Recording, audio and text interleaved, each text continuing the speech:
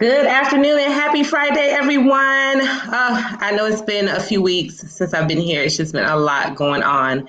But we're back, Tea with Ann Marie, where we are spilling the tea on all things business, politics, and community happenings. And of course, I got my tea with me today. And with me, I have my good friend, my Sorrell community leader. Let me bring her on, Miss Yolanda Cash Jackson. Hey, how are you? I'm good. How are you? You looking fly as always. Well, thank you. Had to rock the red. I know. I mean, I got like some shade of it going on here. So, oh my God, so your reputation supersedes you, of course, because before I even met you, which this was probably at least 10 years ago, everybody was like, you got to meet Yolanda. You got to meet Yolanda. She's the only Black female lobbyist in the state. And I'm like, really? Because I had folks was like, you should be a lobbyist. And I'm like, I don't know if I want to be a lobbyist.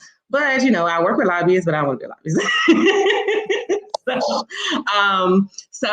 And then when I finally got to meet you, man, you're a powerhouse, and you do so many things outside of just your professional work, just the activism you do in the community, the development of other women, the political engagement. I mean, we can go on, and I'm going to let you actually share all of that with my listeners. But I wanted to bring you on. I was a part of a group that you had, a chat that you had on Clubhouse about influencers. And I was like, you know what? We need to continue this conversation on Tea with Ann Marie. So thank you for joining me this afternoon, Yolanda. Tell us, you're a government law attorney, and so many other things. So tell us about your journey to becoming this powerhouse. You've won numerous awards. Just last year alone, you've won tons of awards, that national recognition. Yeah. So tell us how you got to this journey. Well, I like to always start. I'm just a little girl from Liberty City trying to make a difference. That's how I usually started. I mean, the journey is one that occurs just because of time and circumstance and grace and mercy. So in terms of lobbying, I was practicing litigator for probably about 7 or 8 years. Hated it. Didn't realize I hated it until I got a chance to do something else. I then managed the state senate campaign of then Kendrick Meek, and I got bit by the bug. Changed firms to a firm that did lobbying. I had only met one other Black woman who had lobbied, and so you don't know what you don't know, and so that's kind of how it started. So 22 years later, I still lobby the legislature and have kind of spread wings a little bit more nationally. Our lobbying practice has grown from me and two guys to about 15 of us. That includes local, state, and federal. And our federal practice is going crazy. We're super, super busy. And that's, because of the change in administration. So I just am looking forward to discussions about changing and influence and what that all means for, particularly for Black women. This is our time, this is our season. And I do think that it provides a lot of opportunities for people who didn't have a voice before to have a voice and to matter. No, I can appreciate that. So I want to kind of give for those in the community who really don't understand what lobbyists actually do, because I think lobbyists sometimes get a bad name, especially when you have, political seasons when they're like, oh, drain the swamp and all this other stuff. And, lobbyists only work for big corporations or special interest groups, et cetera, et cetera. So can you shed some light on, what it is that you do as a lobbyist? Well, what I do as a lobbyist is provide information. And it's very, very important that we have lobbyists of color because we provide information that just is privy to us because of the involvement that we have in communities. So lobbyists provide information to legislators, to commissioners, to federal government, to congressional members, and they get a bad name because, quite frankly, they also raise money. But money is the mother's milk of politics. If you can't get your word out, then you can't get elected. And so sometimes people mix that. But in terms of lobbyists of color, we do a lot of things we don't even get paid for. You know, we have conversations, and we're talking about COVID and the fact that COVID disproportionately affects the Black community.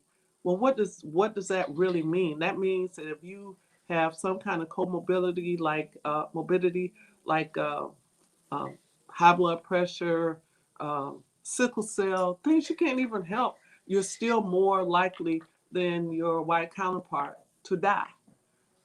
And some of that, we've talked a lot about social determinants of health, but we know what they are. We know that we live intergenerationally. We know that we have a tendency to live closer together. We know that we don't like to go to the doctor or don't have access to health care. You have communities that don't even have what do you call it? private physicians in the community. When I grew up, you had doctor down the street. That's not the case anymore, and so that helps to create situations where we're more in danger. I also represent historically Black colleges. You know, I had just a conversation yesterday talking about the governor's budget, and the governor, to his credit, has done an amazing job in terms of with the legislature. I mean, the Black Caucus, Senator Bracey, I don't want to start calling names, but have done an amazing job to get the dollars for private colleges so that historically Black colleges can continue the great work. But anyway, I just had a conversation yesterday talking about the effect of COVID on students at historically Black colleges. You know, they were frontline workers. Most of the time, most of the students at HBCUs always have another job. They're working at Burger King, they're working somewhere. Well, that's frontline workers. Yes. And so when they're out of work, they can't generally call home and say, Mom, you know, can you send me a couple of $100,000, or, you know, I got to pay my rent. You know, it's like, good luck, love you, I'm praying. You know? Exactly. Yes, I can relate. Things like graduation rates, we don't drop out, we stop out. You know, some of the other metrics numbers that are used to determine whether things stay in the budget. Employment, we're generally unemployed because guess what? Black students like to major in criminal justice, not engineering or so. You know, so we're working towards that. But all of that information that comes from lobbyists of color may not ever be told otherwise. Yeah, no, that's a good point. And I hadn't even thought about the HBCU angle of COVID and the impact on just employment, and then how employment has that ripple effect. Because you're right. When I was at FAMU, I worked at the mall, I worked at a pawn shop, I worked at a bookstore, and quite frankly, all of those were closed for a good period of time during the first shutdowns. And then, of course, with them being slower now, I'm pretty sure, you know, there's some challenges there. The pawn shop might still be all right, though. I don't know. But now, to the credit of Congress, and this is what I'm talking about, where lobbyists of color, somebody influenced Congress to say in the first set of CARES Act that they would get money that went to HBCUs, and it went directly to the student. Didn't go to the university, went to the student.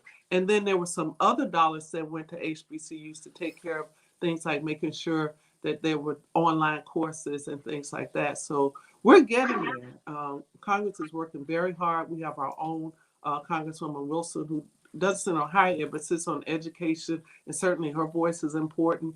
And so we're getting there, but a lot of that is because you have lobbyists, growing number of lobbyists in color, but it's still a very small number. Very small. Now, well, as a result of that, you just started a national association for Black women lobbyists. Was it just for Black women lobbyists or just Black lobbyists? It's called the National Black Professional Lobbyists Association, and we had our inaugural summit. It was amazing. It took my breath away. I had no idea the depth of what we were doing, but it was great. But there had not been a lobbyist association for folks of color. We have Black journalists, we have Black lawyers, but there had not been one for Black state lobbyists. They are at the federal level, but not the state. Not the state. Wow. Well, I didn't realize that. So kudos to you for seeing the void and filling that gap where necessary. So I hope that actually creates a trend for, and I think it's also education standpoint, especially when we look at young attorneys. Young attorneys probably are not even considering, or even activists. So what's the career trajectory as far as education to become a lobbyist? Do you have to be an attorney? Do you what if somebody out there that's has a college student or someone who may be interested in the work that you do, what do they need to do to become a lobbyist? Well, people take different pathways. For me, I was a lawyer who happened to have friends running for office. I swore I wasn't ever coming back to Miami to live after college, and I ended up in Miami. So my parents are from here. I'm a third generation South Floridian. So I knew people who had been in office. I knew Carrie Meek, and she knew me. She knew my parents. Miller Dawkins lived 3 doors down. His wife was my Girl Scout leader. So, it's relationships. So to be a lobbyist, you certainly need to have at least some idea about how the process works. And some people do that by being interns, by working on campaigns, by working for legislators. It helps, I think, to be a lawyer because you are able to draft legislation. You kind of think very strategically, very methodically, through your training. So that helps. But you don't have to be a lawyer. You just have to be able to take that $60 and register for your client. But it's a fascinating career. And unfortunately, we don't have that many Black lobbyists on the private side. I think some of you may know Sean Pittman, who is from Palm Beach County. He certainly is in the private sector, but Sean and I are probably one of the few that are, make that revenue list of lobbyists. So it's a great, great career to be able to influence. And then you have in-house lobbyists. Everybody has a lobbyist. The nudists have a lobbyist. The school board has a lobbyist. Everybody has a lobbyist. So you need to have people that can be able to speak on your behalf and understand the system. But, the path is different for everyone. But who don't have lobbyists a lot of times? Mm-hmm. Black businesses, and don't understand the benefit of lobbyists. I remember a colleague of mine, Caucasian woman. She has a business, and we met up one day. This was a few years back, and she says, "Oh, she's like, I restructured my business, and I hired a lobbying firm. She does a lot of government work, and she has a collection agency, and she does government work. She says, I hired a lobbying firm, and I have literally tripled my business since then." And I was like, well, that's interesting. And so I wanted you to also maybe shed some light on, especially whether it's private sector or public sector that you're doing business with as a business owner, what the benefits of having a lobbyist work with you in your business, or it could be an industry specific thing for your business. What are some of the benefits? Because I don't think, as Black business owners, a lot of times we don't even understand the power and the benefits of having someone like yourself in our network. So certainly, first of all, there are Black businesses that hire Black lobbyists. I represent a number of them, some in the health field, some in the education field. But the reality is everybody benefits from having a lobbyist. Why? Because you have inside information, you have access. Because all lobbyists do is have access. We have access so we can get information, we share it with our clients, and then you use it to propel your interests. So, benefits of the lobbyists, I can give you examples. I represented, for example, the Black farmers when they were trying to get a marijuana license.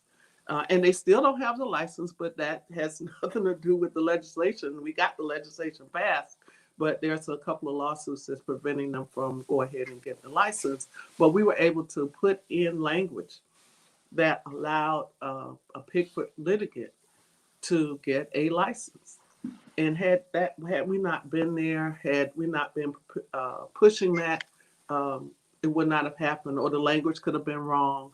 And so by calling it a Pickford litigation was the case that allowed Black farmers to um, get compensation for discrimination over the years. But that's one example. HBCUs have a lobbyist, as I told you. Certainly, if it was not for the hard work of the Black Caucus and other legislators, and we putting together a package to describe the need, it wouldn't have happened. So I could go on and on about why you need one. You're not in the room. And, people use that whole thing about, if you're not at the table, you're on the menu. It's the truth. Yeah. It's the truth. So you need to have somebody at the table acting on your behalf. Absolutely. No, I agree with that. So let's talk about, so you are just literally a few weeks away from state sessions beginning, which I know is the time that you and your colleagues and others just kind of disappear for a little bit. This session will be different. Really? Is it all virtual? Well, it's not virtual. It's kind of like we don't know. We're making it up as we go along. The first week that the legislators were back, first committee week, a couple of legislators were quarantining. Then some legislators tested positive. We have a testimony happening across the street instead of in the building. The House is a little bit more open than the Senate is locked down in terms of people being able to come in and go out.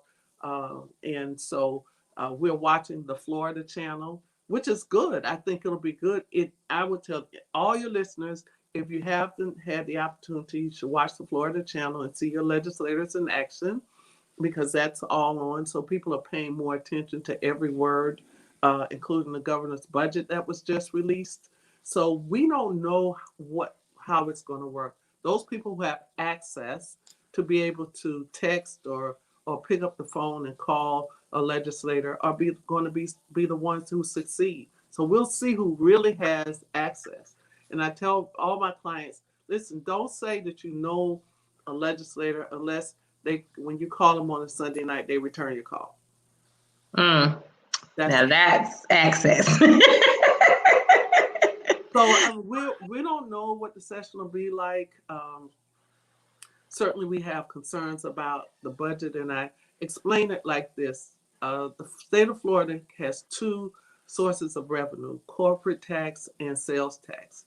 So sales tax being the biggest. The corporate tax has been cut, and we know that this administration supports tax cuts. But when Mickey gets sick, the state is sick. And Mickey's a little limping along now. He's open for business, but not as many people are going to Disney World. I mean, people are still eating and shopping, but they're not in the place that they need to go. Yeah. So the session will deal a lot with cutting the budget. The governor's budget, it had about $1 billion that they cut out of the budget. And some of that was in higher education. There's been just yesterday a request by the Senate to, if you have recurring funds, to let us know what you've been doing with that money all these years. Recurring means you get it every year, you don't have to do anything. So now they want to know, what are you doing with that money? So things like tighten the belt, just like you do at your house. Where are the leaks? Where are we spending money that we shouldn't? When we went through a major recession in 2006, I believe, 2007, they turned a lot of projects that were recurring projects into non-recurring. And what does that mean for this community? That means that all those nice little projects that we could get, $100,000, $200,000 for just won't be there. Wow. Won't be there. So we're going to have to live within what's provided and be good stewards of what we have. That makes sense. So for issues that will, what are some of the top issues you think that are going to impact the Black community in particular, or minority communities in this upcoming session? COVID, COVID, COVID, COVID. The Black Caucus has done a series, the fourth of the series, and hats off to Senator Powell, who's the chair of the Black Caucus, and Representative Camille Brown, who put the series together on COVID. They went from, what is COVID, the vaccine, the disproportionate share. Then they did another series on comorbidities. What happens if you have cancer, if you have sickle cell, what happens as it relates to COVID. Then the next one was on mental health, and the one that's coming up this week is on what is the answer, what is the ask of the Black Caucus. And so I would take that's on the 8th at, I want to say 7:00 on their page, Facebook Live. But anyway, COVID is for the Black community. We will never know. I mean, we talk about vaccines, we talk about getting tested. When this thing started, we may have known 1 or 2 people who got sick. Now we know families that have died. Hit every family, hit my family, hit my in-laws' family. She was babysitting someone's kid, and she got COVID, and she was dead. So it's affecting funeral homes, who sometimes can't even manage the number of bodies. I don't think we've had that in Florida, but certainly up in Michigan, you've heard about that. So COVID, it is affecting our frontline workers. It's affecting, we're family-oriented people. We didn't have Thanksgiving. We had Thanksgiving dinner together in my family for 64 years up until COVID. What does that mean? We're intergenerational. We can't go see grandma. Yeah. Or I've heard people say that kids, young people have brought COVID home because they've been, as my aunt would say, in the streets. Yeah. So it's changed a lot for people of color.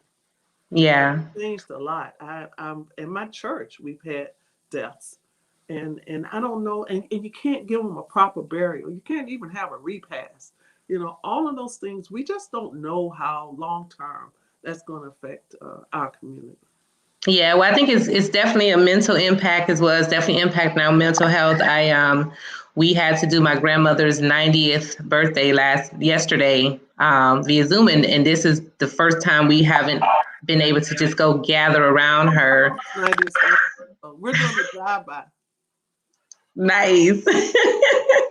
Yeah, well, she's in Orlando, so but so it definitely impacts everyone. And I know, like, my mom, she's a senior, she lives by herself, and it's rough. And when we moved her into her community back in October 2019, it was like, oh, this is a brand new community and neighborhood. They're going to have, activities for those who are, over 55 or 62, and you'll be able to, meet new friends, et cetera. And then 5 months later, 6 months later, it's like, no, there's no congregating and fellowshipping. And, so it's rough on them. They're just kind of in their houses, and we try to go see her as much as possible safely, but it's really tough on our families right now, on everybody's families. But there are still folks out here living their best COVID lives, but like it doesn't even exist. Right, which is what I can't understand for the life of me. But that'll be a whole nother conversation. I get invites, and I'm like, nah, I don't think so. Yeah. So that's affecting. And I think the other thing that I'm hoping has effect is the change that we had in the White House. I'm seeing it a little bit. It's trickled down. We had quite a cozy relationship with the past administration, and now we've had to change our love language a little bit. It's okay now to say climate change in Florida, not a sin. We'll deal with those issues. If I was to predict something that would affect the Black community going forward, it would be environmental justice. Now the lawsuits are coming down from the Flint situation. So we'll see how this administration deals with environmental issues. We have them. in our communities when a gas station closes, and the church goes in. I don't know if that happens up here. There are environmental issues. What happens to those tanks? You know, Mm. and to hear some of the horror stories of environmental justice issues are just as horrible as some of the social justice issues that we see. We just haven't talked about it yet. So I think you'll see that people are talking about flooding and drainage issues and have concerns about that. And that's happening in older communities where we are. Yeah.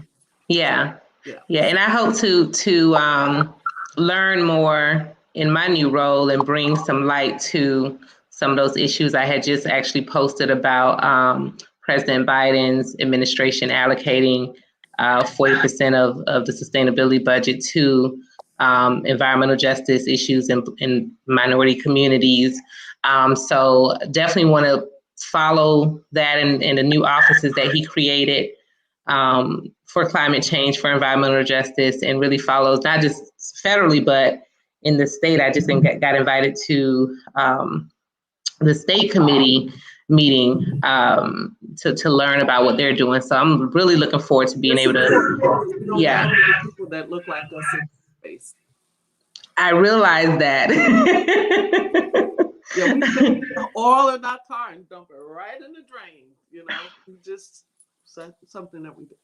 Yeah, yeah. So let's switch gears for a little bit. Okay. You're such a advocate for women and pushing women forward, particularly Black women, especially. And I know you were involved in the. I don't know how involved you were, but I know that you definitely had some involvement with now Vice President Kamala Harris. So, what are you thinking about just women leadership, women influencers? What are your thoughts? Well, I really was blessed to get a chance to meet the vice president when she was actually campaigning for Andrew Gillum. And we had a fundraiser at our office, and she kept in touch, which I thought was crazy. I was like, why would she keep in touch with me? So I'm the kind of person that if you know my name and you seem like you kind of like me and I kind of like you, then we're full flat tires. We are in it. And so when she decided to run for president, she reached out again. And so we had one of her first events for her presidency in Florida. And I just kind of went to the debates and followed her around. I was going to say I kind of stalked her, but I'm going to say it was just fascinating to me that the possibility of a Black woman running. And I missed the Shirley Chisholm when I was too young, but certainly this time, I was all in. She's a member of the National Bar Association. So she was unapologetically Black. She was HBCU grad. Even though she was in a different sorority, she was still a part of Divine Nine, and there was so much excitement once she was named. The other thing that really was exciting was to see that finally we could talk about, Black women could kind of talk about the fact that they didn't like how they were being portrayed. It was very exciting also to have Val Demings also being considered. And so it wasn't even an issue. It wasn't even an issue. And then people treated you differently, being a Black woman now that you might have some power. And then to work with women all over the country in trying to get that done. There was a group that raised money for her. Black and brown girls raised over $500,000 for the Black campaign. And then turned around and that same group raised several other $100,000 for the Warnock campaign. You cannot be excited about that. What that means for little girls that see people that look like them. I mean, a lot of people have the T-shirts, pearls, chucks and pearls. I had one that said, "My vice president looked just like me," kind of stuff. To me, that was unbelievable because in my generation, we never thought that we'd see a Black president. We never thought that we'd see a Black woman as vice president. And you have, my daughter's age or the people that come after, that's all they've known. If you're 20 years old, you only knew Obama and Kamala. And that's amazing to me. And Trump, of course. But that's amazing to me. That was never thought of when I was growing up. So I'm looking forward to how the conversations in boardrooms change. I'm looking forward to how my sisters adjust to this newfound influence. I think that conversations will change. I saw an article the other day about these women who were broadcasters and they wore their hair natural. And that was a story. It was a story about it. Wow. About the fact that they were going natural, or that Wow. that wear hair short like this. We can go into a boardroom and people not look at you like, why is her hair that way? Yeah. Yes. So Yeah. I'm very, very excited. We had a very big announcement today. Even our governor is into Black Girl Magic. We had 2 new secretaries named today. The secretary for the Agency for Healthcare Administration is now a Black woman. What? Awesome. Woman, and now the permanent is a Black woman. She moved from Department of Juvenile Justice, and then the one who was at ACA as a temporary is now the secretary over children and family. So, Wow. and then we have a Black secretary of the lottery, and of course we have our own Jamal Soul, who is Enterprise Florida, and then Visit Florida. So it's going to be interesting. That's an interesting thing, and I'm not necessarily overly partisan. I'm anybody who loves me, I love them back. And Republican and Democrat, that's what lobbyists have to do. Right. Put your personal views aside, but it's a very interesting conversation that's going to start happening even at the state level because of that woman named Kamala Harris. I know. So do you think, and I know we're less than 2 years out Right. for our gubernatorial midterm elections. Yeah. How do you think we're going to see more Black women running for Senate, governor, Congress, more state seats? So I would say to that, stay tuned. We have something in the works. I think that that Black women will be more active. And I would say not to the exclusion of Black men at all. Right. I just think that Black women will be more active in the political process. We always have been. Fannie Lou Hamer and Shirley Chisholm, Carol Moseley Braun. Locally, locally we have. Yeah. But oftentimes we're behind the scenes. Behind the scenes, because that's what we do. And we may continue to be behind the scenes, but just in a different way. We may show up in a different way. And I'm excited about that. I'm excited for young women who are taking their place. We had some young women from Florida, Karen Andre, who's gone to the White House, Yes. And we had a young woman up in Tallahassee that's gone to the White House. So that's exciting. That never had to be, you had to be a Harvard grad. You had to be, from the perfect stock. And that doesn't happen anymore. The vice president has a Black woman chief of staff. If you haven't read the book, Colored Girls Who Decide to Run for Politics or in Politics or something like that. But anyway, it's the Colored Girls. It's Leah Daughtry, Donna Brazile, Leon Moore, Yolanda Caraway. You got to read that book. You can get it on Amazon. But it was their perseverance through the DNC and kind of being around for years and years, being in the background. And now, to use the vernacular, they're probably going to get paid. They have the access and they're making decisions. And that is exciting. So I'm ready to see the conversations. I'm ready to see the conversations, and people are going to start saying, "Oh my goodness, do we have a Black woman on that panel?" We're starting to see it now. I know I'm more self-conscious about it. Yeah. Well, where the Black women? So we have a responsibility, though. Yes. To be ready. We do.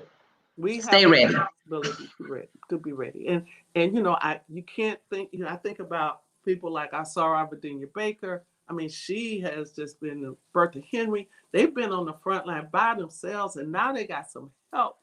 Yes. You know, for all the work that they've done in history and the glass ceilings that they've broken. But we got more to break. And We do.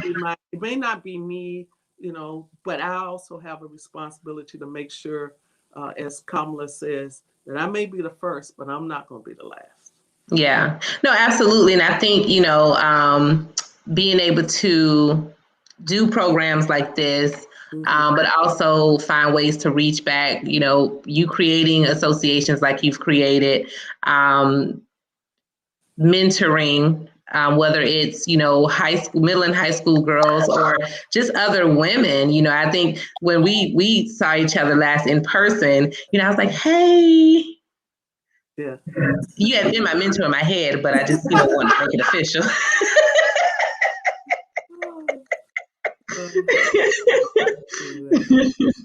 It's going to be fun, and we have to be prepared, and we have to be ready. And, and of course, you know, that old adage, too much is given, much is required. I believe that. I believe that you always give more by sharing, and that seems like kind of oxymoron, but you actually do. One of the things that I learned through this process of Kamala being elected, it was because Black women who had resources, whether it be Divine Nine, Jack and Jill, the Links, if they had resources, they shared them. And we met and we raised money and we walked. Some people left Florida and went to Georgia. They shared all their resources for the betterment of the good. And look what happened. And yes. what happens in Florida, I don't know, but I would predict, I'll make a prediction, that no one, at least in the Democratic primary, remember 91% of Black women voted for Biden. 91%. I believe in the Democratic primary that you cannot get elected without the support of Black women. I agree. I don't care who you are. Yeah, I agree. And I think that like you said, I think the one of the silver linings of being in this, especially virtual environment, is that people are paying more attention. They are, you know, watching more, listening more, tuning in more, whether it's the social media, television, actual news, or C-SPAN, or like you said, the Florida channel, whatever it is, people are paying more attention to public officials and what they're saying and what they're doing than ever before. And I think that's a good thing, even on a local level, between municipal meetings, school board meetings, people who had not normally tuned into school board meetings now get to watch it virtually and give their input. I don't think our school boards have ever seen that type of participation before. Right. And that's a good thing. I mean, if you look at some of the groups that were formed during the this election cycle, if you look at hashtags that were formed, the hashtag Win with Black Women, I don't know if you paid attention to that. It had 500 million impressions. 500 million. Wow. That's like one step from gazillion. And that's unbelievable. But we were paying attention and we were sharing. You know, you saw new websites coming up. You saw, I don't know if you've watched, my good friend and Sarah Pat Sams has a program now called Sister Covenant. If you don't watch it on Sunday morning, 8:30 every other Sunday, she's on, and she's had some fascinating guests, mental health guests. Last time she had collegiates on there talking about their little journey and what it means. And it's just fascinating. But these kinds of things are bubbling up as a result of the excitement. And we just have to keep holding on. But we have a responsibility to do well, to make sure that our morals are in check. Yeah. We are treating our men good. That it's not just all about us, but it's about the community. I have a little concern about that because it's not a competition. It's about uplifting the community as a whole. And I think we kind of felt a little bit of that during the election, where there were, men that was like, well, what about the black man, and where does the black man fit into all of this? And black men are going to either stay home or vote for Trump, not whatever the party line is, but those were some of the conversations that was being had, and I felt like, well, it's not that we're leaving out or forgetting or not making the black man relevant. It's just an exciting time for Black women, Right. who have either been left out or in the background or just overlooked in so many ways. And I remember having conversations with even some colleagues that were men, and saying that, they're like, no, but Black women have it easier. And I'm like, no. I'm like, no. That's not the case. Let's take a step back. I know when I first started my business, for example, a brother could get a contract so much faster than I could. He could get a meeting. He could go play golf. He could go, to even still to this day, especially as a single Black woman, your invites to dinner and to other outings is going to be a lot less, because, it's easier to invite a single Black man, and say, oh, bring your lady friend. Right. Right. So there are some dynamics that, men just don't experience that women do. And when you try to bring that to the forefront, it's like, no, you guys have it much easier. No, we don't. Not at all. Not at all. I mean, we have some work to do within our own communities, within our own relationships. But I contend, as my grandmother would tell me, listen, you can't be a good wife if you are not good to yourself. Or my grandfather told me that if you have a quarter and you marry a man to have nothing, then you still just got a quarter. Now, both of y'all, or vice versa. So you make sure that you bring something to the table. That was the bottom line of that. So, if we want to have healthy families, if we want to have healthy communities, then we all have to be healthy. That's that is the bottom line. I agree. And we got to work together. We got to work together. Always. Yeah.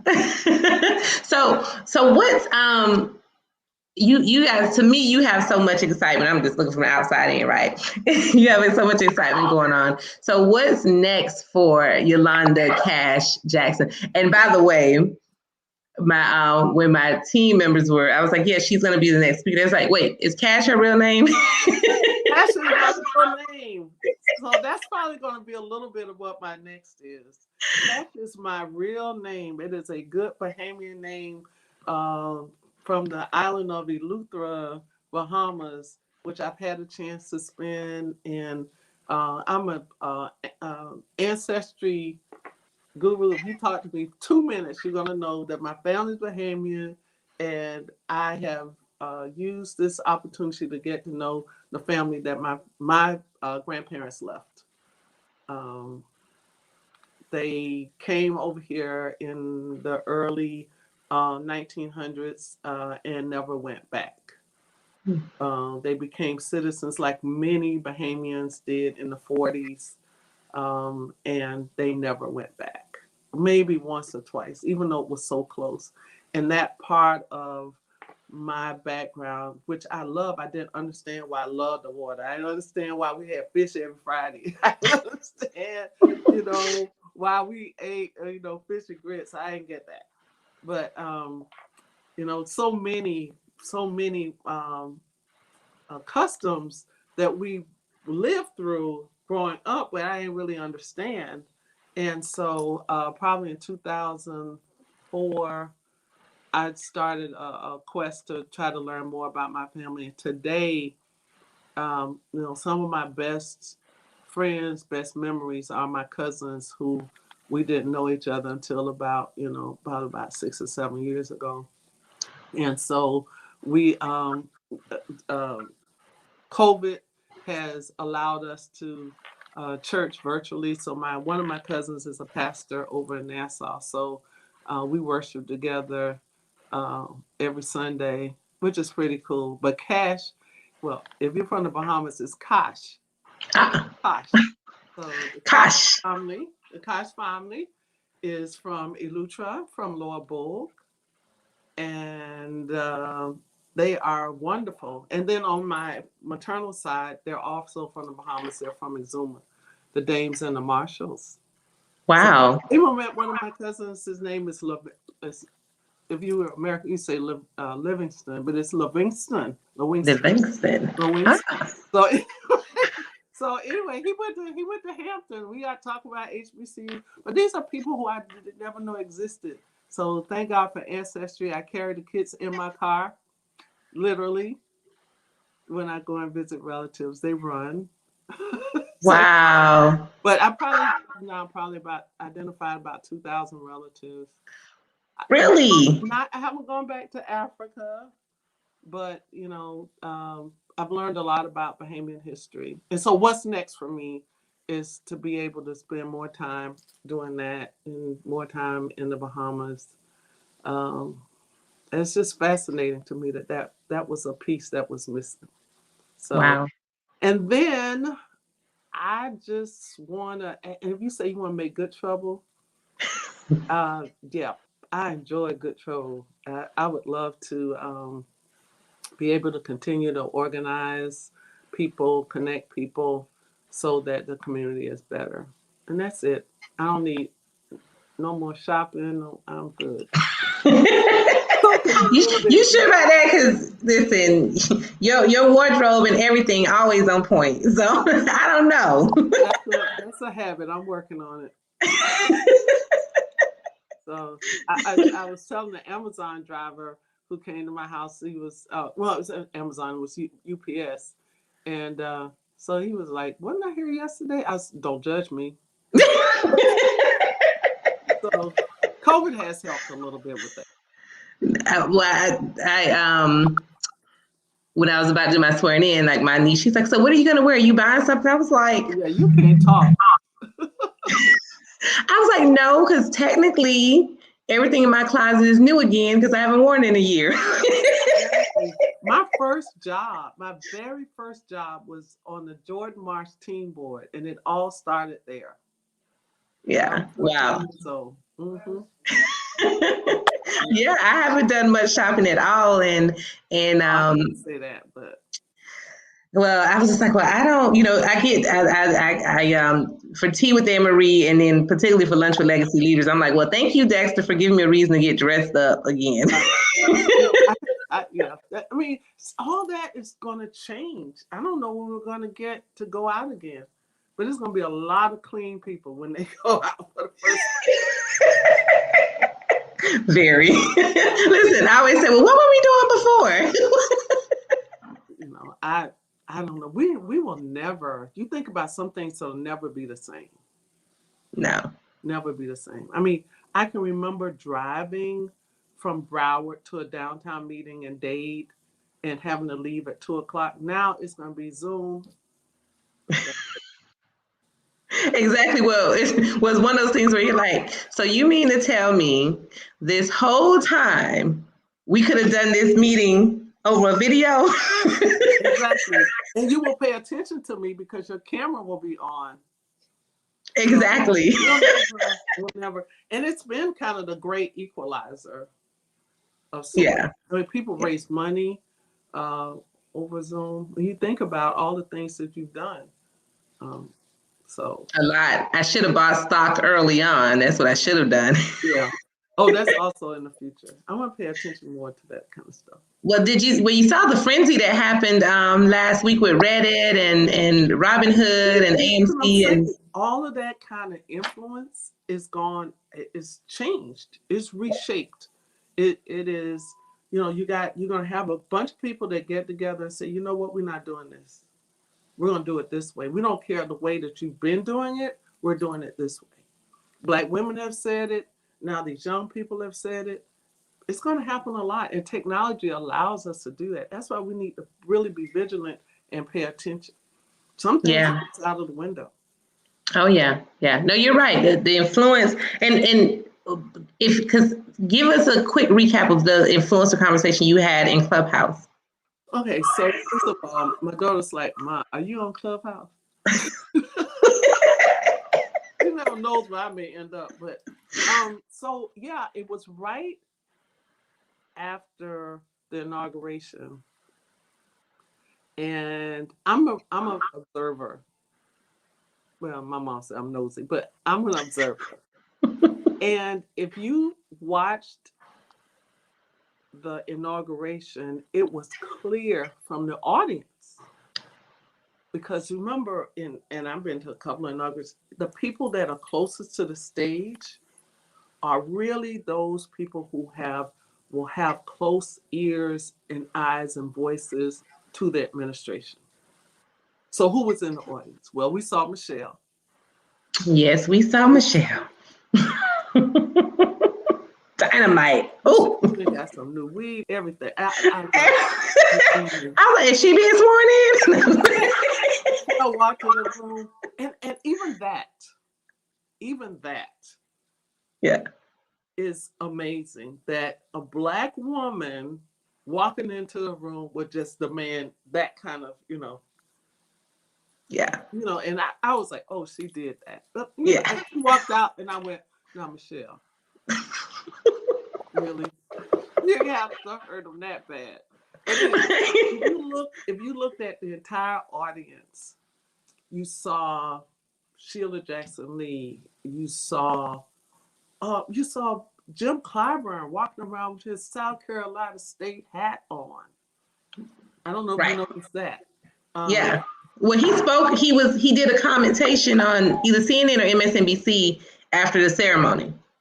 But when would you ever think that South Carolina State would be at the inauguration? I mean, so I may be thinking a little bit deeper than some people on that issue.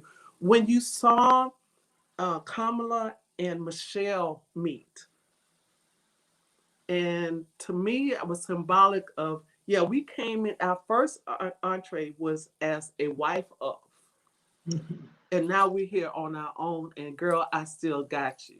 That was the kind of, so that whole thing of watching the inauguration suggested to me that the influence is going to change. Here are these people who spent 4 years trying to just shake up everything. And in 6 days, they're talking about the first 100 days. In 6 days, we were like, and we're going to talk about race again. Oh yeah, we're going to talk about race again. But anyway, from that day, that inauguration day, that I just thought about what kind of conversations were going to be had. And that's what we talked about in Clubhouse. Who was going to have, it wasn't even so much the who, it was the what. I could think about, I don't know if you saw the movie The Butler. Did you see the movie The Butler? Yeah. I could just imagine the butlers in the kitchen talking about, child, it's getting ready to be different up in here. Because, they had Michelle's mom, remember she was kind of running the house. And now, can you imagine, even with the Bidens, because Joe he gets real comfortable, right? Yeah. So I'm just looking forward to the change of conversation. That's what we talked about Clubhouse. And people were like, you know what? Yeah, and it's going to happen in the state house as well. Yeah. And it's going to happen in local government as well. Yeah. In South Florida, we have this new kind of thing about, they've come up to Palm Beach too, about tech, the tech community. Well, I was like, that can't happen without us talking about diversity, inclusion, and the part they leave out, equity. Oh, well, let's not forget this community. The cannabis community. No, seriously though, because Florida has not done the best job from a social equity standpoint on cannabis either. Well, actually, absolutely. And so we're going to have those conversations. I'm excited about things like, you talk about reshaping influence. We have 6 Black lawyers in the legislature. 6. Wow. We were talking about standing ground. We were talking about peaceful protest.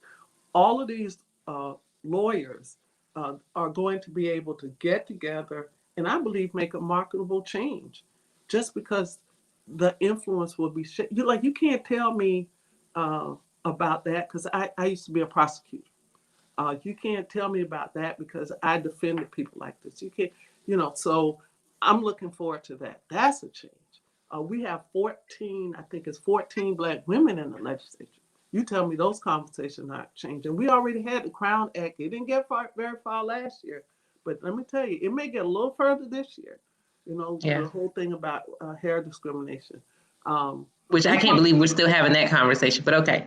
You know, we had a whole hearing last week. I mean, this not last week. It was this week on maternal mortality.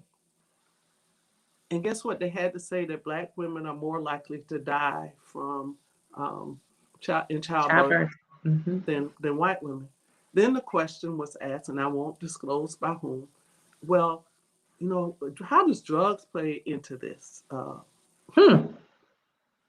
And so I was watching virtually, but I could hear the air in of the Black legislators kind of go, you know, yeah, it wasn't us that the drugs, not us. You know, we're not just always on drugs, but so this kind of changing conversation, changing the atmosphere, I think is going to be fascinating to watch, all because we have different conversations happening than we had before. And social media like Clubhouse. Clubhouse started off very differently than it is right now, if you've been watching it over the last 4 or 5 weeks. Oh yeah. A lot more diverse. And it's gonna get even more diverse once it opens up to Android users. So stay tuned on how that happens. Yeah, but it's interesting. You know, money is money. Mm-hmm. And people saw that it was an opportunity to connect and make money. And so it went from a Black platform to a very diverse platform. Yeah. And it's called Green. Yeah, exactly. Well, I hope that we continue to look at opportunities in tech, in cannabis, in transportation, in a whole lot of sectors.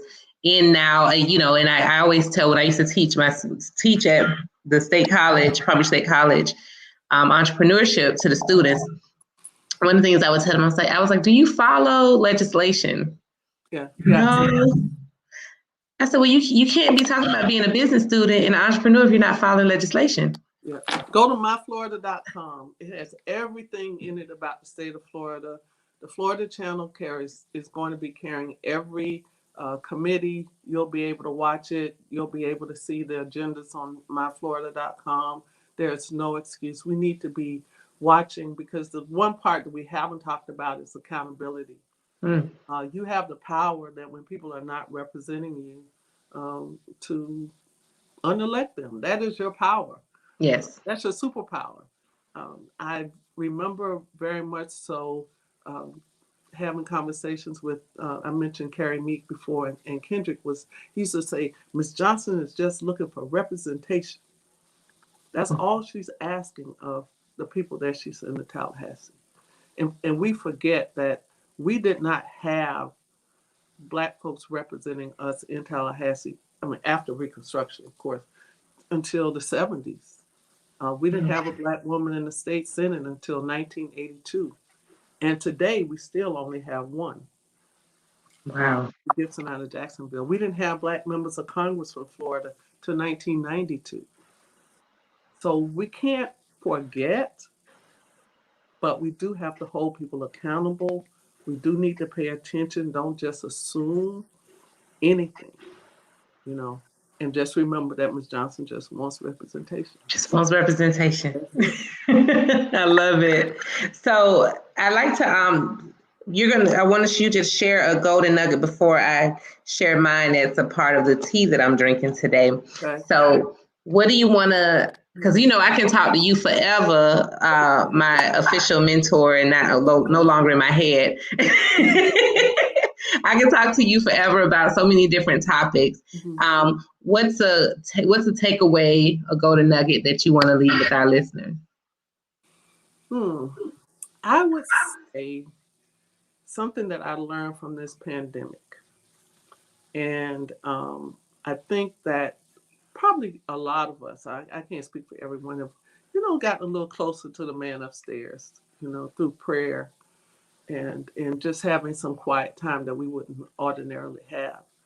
And I would say a couple of verses One would be Philippians 4:6-7, which reminds us, and I'm going to paraphrase, not to be worried, not to be anxious for anything, but all things through prayer and supplication, let your request be known, and you'll blah, blah, blah, reap a harvest. In other words, you got to say it, got to claim it, and you don't sweat the small stuff. Mm. That's the Yolanda Cash version of the Bible on that part. Gosh. Then the other one I would say is a spiritual one for me that I live by every day, and that's Proverbs 3:5. That in all things acknowledge him, he will direct your path. But that particularly says be thankful for the little things, and you don't have to wait until you get big stuff, and just be cognizant of where it comes from, and then he'll help you figure out the rest.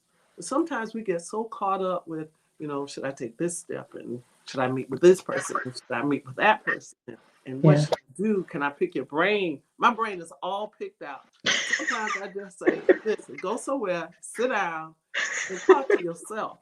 And acknowledge the little things that come. You know what? During this pandemic, I didn't miss a meal. During this pandemic, I got a paycheck every week. During this pandemic, I even bought a new car. During this pandemic, nobody in my immediate family died. Right? And I acknowledge that, the God that I serve is responsible for that, and I am thankful, and he'll help me figure out the rest. So that's my nugget. Don't sweat the small stuff. It'll work out. He never lied, not one time. A lot of other people lied, but he never lied. He promised that he would protect you. He promised you that you go for lack. He promised you that he'll never leave you, and he has never lied. So that's what I don't worry. Oh man, both of those, thank you. I needed that. I felt that today, and I hope anyone who's listening or who listens to this afterwards gets that message, feels that message, lives that message. And I'm just gonna because I feel like I picked this one for you today, and so I have these teas that one of my team members' mom sent me. When I was running for office, and she sent me this whole box of different teas with different inspirational sayings. So I picked this one because I thought it was relevant to you. It says, "Let what you love be what you do." Yeah. And that is you. What you do, it permeates. Like you can tell that you just absolutely love your work. But I think you're not just the work, but the impact of your work. And so I wanted to say that I dedicate this one to you, but I also wanted to resonate with anybody that's out there listening. Let what you love be what you do. Yeah, I appreciate it. Thank you. As we would say at the Church of God in Christ, I received that. Amen, sister. Yolanda, I love you. This has been fun. Anyone who's listening, please share this video, and Yolanda, please share it with your followers as well, because I think we chopped up a lot of information and nuggets in here, and this is definitely here's I want to just show some of the comments. Katrina, who is also one of your mentees. Yeah. So she loved the accolades, but she had also posted earlier, "I spy my mentor." I was going to be on today. Daniel San gives you a shout out, says to his favorite people. And then Rhonda, she chimed in about cannabis. Stocks are booming. A topic for discussion on the next show. So we'll definitely hone in on that. And so any announcements you want to make, anything you want folks to know about, how to follow you or anything like that? You can I'm on Facebook. I post a lot of achievements of Black women in politics on reshaping influence, women of color in politics. Please check out the Florida Black Caucus of State Legislators Facebook page and hear the series that they've done on COVID-19. We need to hear that. You need to hear that. And then just pay attention. Pay attention. And we'll be okay. Absolutely. Well, I have a few quick announcements. So, you guys know that I have Cannabisiac. So if you're interested in learning about the cannabis industry, we are the premier cannabis-focused incubator, accelerator, co-working community that we've developed. Definitely. So check out all of our upcoming events. We have Hemp Happy Hour next Wednesday, as well as our Cannabisiac University and our Book of the Month club. So check those out at cannabisiac.com, as well as our on-demand learning courses that we have recently launched. So you want to check those out as well. And always, for all your advertising, marketing, public relations needs, check out the mosaicgroup.co. We are here to serve you.